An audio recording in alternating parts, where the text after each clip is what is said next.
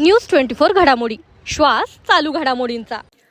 रिक्षा नाही दिली म्हणून रक्तरंजित हल्ला, बाळासाहेब सावरे यांना बेदम मारहाण, रिक्षा पेटवून खाक।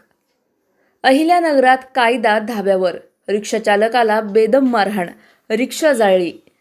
अहिल्यानगर शहरात रिक्षा चालक बाळासाहेब ज्ञानदेव सावरे यांच्यावर जीवघेणा हल्ला झाल्याची धक्कादायक घटना घडली आहे।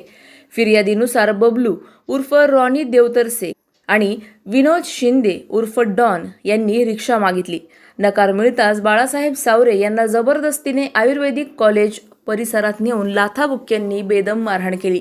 रिक्षेची चावी डोक्यावर आणि डोक्याजवळ मारत तुला जिवंत ठेवणार नाही अशी धमकी दिल्याचाही फिर्यादीचा आरोप आहे।